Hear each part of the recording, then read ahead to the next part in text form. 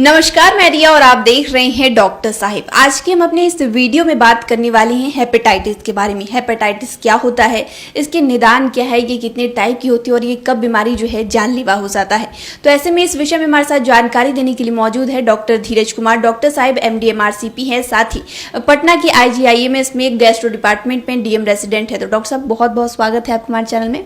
धन्यवाद रिया जी। हेपेटाइटिस ये बहुत ही महत्वपूर्ण विषय है। बहुत लोग इससे परेशान हैं, बहुत लोग इसके बारे में जानना चाहते हैं, पूछते हैं सर हेपेटाइटिस मुझे ही क्यों हो गया। पहले बात तो ये ब्लेम करते हैं, समाज में भी उनको एक अलग दृष्टि से देखा जाता है। हेपेटाइटिस B हो रखा है, हेपेटाइटिस C हो रखा है। तो मैं आपको बताऊंगा कुल कितने हेपेटाइटिस होते हैं। मेरी 5 उंगलियां हैं, 5 हेपेटाइटिस होते हैं। Hepatitis A, B, C, D और E।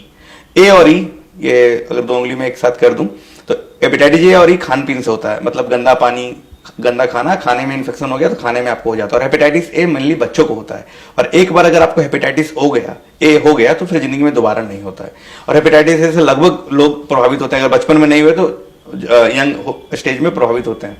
उसमें बहुत जॉन्डिस होता है, थकावट होता है, होने के पहले बहुत बुखार आना, रैश होना, चमड़े में प्रॉब्लम होना, ये सब हो सकता है। तो ये सब होके अगर जॉन्डिस हो रहा है तो डॉक्टर से मिलें, हेपेटाइटिस A और E हो सकता है। और इसका सबसे अच्छी बात है ये 100% ठीक होता है। कुछ लोग में ये कॉम्प्लिकेट करता है 1 से 2% में, जिसमें लीवर फेलियर होने का डर हो जाता है, लेकिन बाकी लोग में बहुत आसानी से ट्रीट होता है। और सबसे जरूरी बात, इसका ट्रीटमेंट में कोई दवाई का योगदान नहीं होता है। अगर ये कॉम्प्लिकेट नहीं किया हुआ है तो इसमें अच्छा खाना पीना, जो मैं बताना चाहता हूँ श्रोतागण, बहुत बड़ी जो चीज फैली है कि हेपेटाइटिस हो गया, पीलिया हो गया तो हल्दी नहीं खाना है, खाने में बिल्कुल सादा खाना देना, ऐसा नहीं है। प्रोटीन युक्त खाना खाना है। जितना प्रोटीन खाइएगा उतना जल्दी आपका हेपेटाइटिस रिकवर करता है। प्रोटीन का मतलब आप राजमा, छोले, सोयाबीन, दाल, अंडे, ये सब का सेवन कर सकते हैं। ये सबको परहेज में नहीं रखना। हम लोग क्या करते हैं, उसको परहेज कर देते हैं। हम लोग चावल, गीला चावल और ये खिचड़ी ये सब खिलाते हैं, ये गलत है। तो भरपूर अच्छे से खाना खाना है। और हेपेटाइटिस A और E के जॉन्डिस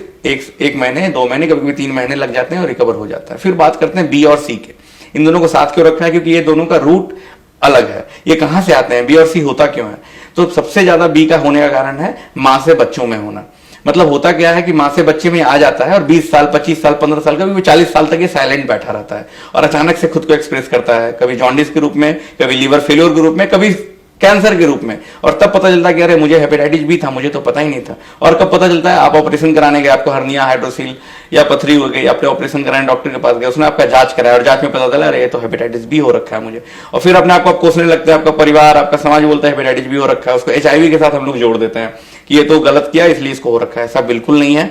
जो कारण है मां से बच्चों में आता है। दूसरा कारण, कहीं किसी ने खून चढ़ाया हो, हॉस्पिटल में किसी ने निडिल वैसा यूज कर दिया हो, इवन सेविंग करते समय भी किसी वैसे लोग का हेपेटाइटिस B में कट हो गया, फिर उससे उसका सेविंग हुआ, उसमें भी फैलने का खतरा होता है। तो बहुत सारे खतरे, बहुत सारे तरीके हैं जिससे हेपेटाइटिस B हो सकता है। उसमें एक पार्ट होता है कि सेक्सुअल ट्रांसमिशन भी होता है। तो आपको अगर हो रखा है तो इसका इलाज है। सबसे पहले आप ये समझिए, इससे घबराना नहीं है, डॉक्टर से मिलना है। इसमें इलाज में है कि अगर हेपेटाइटिस B का वायरस बढ़ा हुआ है तो हम उसको हेपेटाइटिस नहीं बोलते हैं, सिर्फ इन्फेक्शन बोलते हैं। अगर ये लीवर को डैमेज करता है तो OTPT बढ़ने लगता है, उसमें हम लोग दवाई देते हैं। और नहीं तो दवाई नहीं देते तो हर एक 6-6 महीने में बस देखते रहते हैं कि इसके शरीर में कोई दिक्कत हो रहा है कि नहीं हो रहा है। इस तरह से हेपेटाइटिस B का बचाव कर सकते हैं। और जो बच्चे आज जन्म ले रहे हैं जिनकी मां को हेपेटाइटिस B है तो उनको बस सतर्क रहना है। बच्चे को वैक्सीन और इम्यूनोग्लोबुलिन पड़ जाएगा तो उनको हेपेटाइटिस B नहीं होगा। जिनके घर में किसी को हेपेटाइटिस B हो रखा है, पूरे परिवार का जांच कराएं और जो भी पॉजिटिव आते हैं वो मिले आके। IGMS में व्यवस्था है, इवन दवाई भी मिलती है और उसका इलाज संभव है। हेपेटाइटिस C की बात करें तो उसका भी यही रूट है, ब्लड से, मदर से, सेक्सुअल ट्रांसमिशन से आता है। और हेपेटाइटिस C में सबसे अच्छी जो बात है, उसकी दवाइयां बन चुकी है, उसमें 99% उसका इलाज संभव है आज के डेट में। अगर आप दवाई खाते तो हेपेटाइटिस C जड़ से खत्म हो जाता है और आगे किसी को भी फैलने का खतरा भी बंद हो जाता है। तो मैं आपसे गुजारिश करूंगा, अगर आप लोगों में किसी को हेपेटाइटिस B और C है और घर में किसी को, समाज में किसी को है, तो डॉक्टर से मिलें, IGMS आए या अपने गैस्ट्रो को डॉक्टर से मिलें और इसका इलाज कराएं और ये संभव है। धन्यवाद।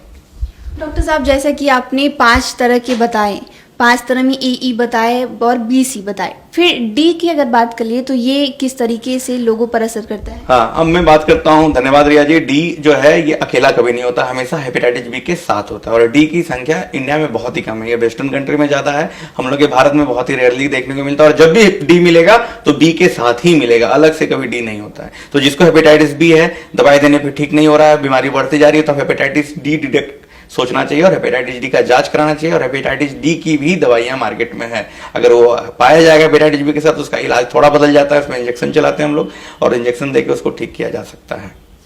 तो शुक्रिया डॉक्टर साहब जो आपने हेपेटाइटिस के बारे में इतनी सारी जानकारी दी है। उम्मीद करती हूँ कि लोगों तक ये मैसेज पहुंचेगा, तो उसके लिए बहुत बहुत शुक्रिया। हाँ, बहुत बहुत जरूरी भी है, क्योंकि हमारे भारत में 4 करोड़ लोग हैं जो हेपेटाइटिस बी से ग्रसित हैं, ये डाटा है। इसके अलावा बहुत लोग होंगे जो डाटा में नहीं है। तो मैं अपने भाई बंधुओं से यही रिक्वेस्ट करूंगा, इस बीमारी से शर्माना नहीं है, घबराना नहीं है, और आप जिम्मेदार नहीं है इस बीमारी के लिए। जो बीमारी आपके पास आई है तो कहीं किसी भी कारण से आ सकती है, आप डॉक्टर से मिलें और इसका निदान संभव है। तो आप डॉक्टर धीरज कुमार को सुन रहे थे, जिन्होंने पूरी जानकारी हमारे साथ हेपेटाइटिस के बारे में साझा की है। इस विषय में आप क्या सोचते हैं हमें कमेंट कर जरूर बताएं। चैनल को सब्सक्राइब कर ले, फेसबुक पेज को लाइक कर ले, साथ ही डॉक्टर साहब से आपके क्या सवाल है हमें कमेंट कर या मेल के माध्यम से भेज सकते हैं। वीडियो देखने के लिए आपका शुक्रिया।